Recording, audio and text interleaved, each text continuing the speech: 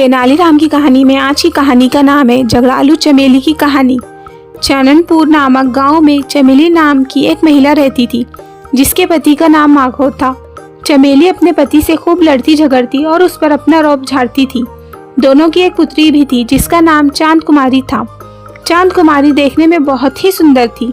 इतनी सुंदर व योग्य होने के बावजूद भी कोई उससे शादी नहीं करना चाहता था। इसका एकमात्र कारण थी चांद कुमारी की माँ चमेली। गांव में हर कोई चमेली के झगड़ालू व्यवहार के बारे में जानता था। वही तेनालीराम अपनी बुद्धिमानी के कारण बेहद प्रसिद्ध थे। उनकी इस प्रसिद्धि के कारण कई लोग उनसे जलते भी थे। एक दिन ऐसे ही ईर्ष्या करने वाले लोगों में से एक व्यक्ति उनके घर आया। वो तेनाली से कहने लगा कि चाननपुर गांव में चांद कुमारी नाम की बहुत ही रूपवती लड़की रहती है।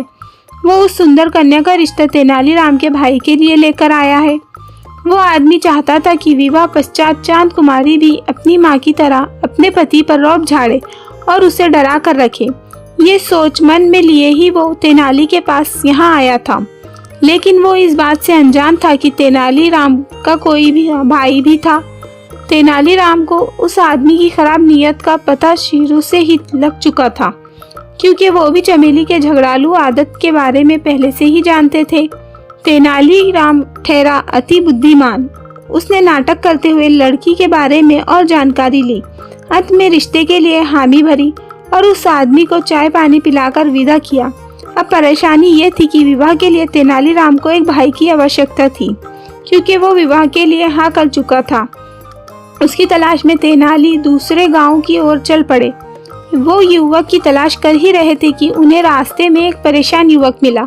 जब तेनालीराम ने उसकी परेशानी का कारण पूछा तो उसने जवाब दिया, मैं काम की तलाश में हूँ, क्या आपके पास मेरे लिए कोई भी काम होगा? तेनाली ने उसे काम देने का वादा किया और कहा, इसके बदले में तुम्हें मेरी इच्छा अनुसार विवाह करना होगा। तुम निश्चित रहो, क्योंकि जिस लड़की से मैं तुम्हारी शादी करवाना चाहता हूँ वो बहुत ही सुंदर व योग्य है। ये सुनकर वो युवक खुश हो गया। इधर चांद कुमारी के घर में भी विवाह के प्रस्ताव के सुनकर सभी लोग खुश थे। जल्दी से पंडित को बुलाकर विवाह की तारीख पक्की की गई और तैयारियां शुरू हो गई। बड़ी धूमधाम से चांद कुमारी का विवाह संपन्न हुआ। विदाई का समय आया तो चांद कुमारी की माँ चमेली ने अपनी पुत्री के कान में कहा, बेटी, मैं तुम्हारे पिता को रोज डरा धमका कर अपने नियंत्रण में रखती हूँ। अगर तुम भी शुरुआत से ही अपने पति पर रौब झाड़ोगी तो तुम्हारा पति भी तुम्हारे नियंत्रण में रहेगा। चांद कुमारी ने अपनी माँ की बात को ध्यान से सुना और उसकी बात मान ली। चमेली ने अपने पति माघो को भी कहा कि वो भी थोड़े दिन अपनी पुत्री के यहाँ हो आए। धीरे धीरे समय बीता और चांद कुमारी को यह एहसास हुआ कि उसके पति व तेनालीराम बहुत ही अड़ियल व रूखे स्वभाव के हैं। लेकिन फिर भी वो किसी न किसी बात पर हर रोज अपने पति से लड़ ही लेती और अपने गुस्से का प्रदर्शन भी कर देती। इधर माघो भी वही कर रहा था, तो तेनालीराम ने उसे दूध, घी, बादाम आदि पौष्टिक भोजन खूब खिलाया और कुछ ही महीनों में उसे तगड़ा बना दिया। जब अपने घर चाननपुर लौटने लगा तो तेनालीराम ने उसे अपने पास बुलाया और समझाया, देखो मित्र, मैं जानता हूँ कि इतने वर्षों से तुमने बहुत कुछ सहा है। अगर तुम शुरुआत से ही अपनी पत्नी से डरने के बजाय उसके बातों और गुस्सों का उल्टा जवाब देते और उसे समझाते तो आज ये नौबत नहीं आती। इसलिए अब वक्त आ गया है जब तुम्हें हिम्मत दिखाकर अपनी पत्नी के गुस्सैल स्वभाव को ठीक करना होगा। अब तुम्हें खुद पता है कि तुम्हें क्या करना है। तुम्हें खुद ही अपनी मदद करनी होगी। माघो तेनालीराम की बात समझ गया। उसने उन्हीं शुक्रिया कहा और अपने घर की ओर रवाना हुआ। जब वो घर पहुंचा तो चमेली उसे देखकर बेहद खुश हुई। उसने अपने पति का खूब आदर सत्कार किया, लेकिन फिर वो उस पर रौब झाड़ने के बहाने ढूंढने लगी। ऐसा सोचते हुए जैसे ही अपने पति पर चिल्लाने के लिए आगे बढ़ी कि इतने में उसके पति ने उसे खरी खोटी सुनाना शुरू कर दिया। वो उस पर खूब गुस्सा करने लगी।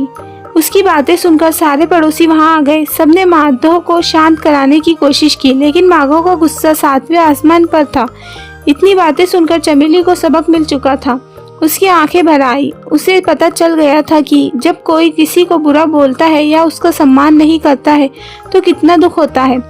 थोड़ी देर में माघो का गुस्सा भी शांत हो गया और उसने चमेली से माफ़ी मांगी और कहा कि उसने ये सब सिर्फ उसे सबक सिखाने के लिए किया है। अब चमेली भी पूरी तरह बदल गई थी और उसने भी अपने बुरे बर्ताव के लिए माघो से माफ़ी मांगी।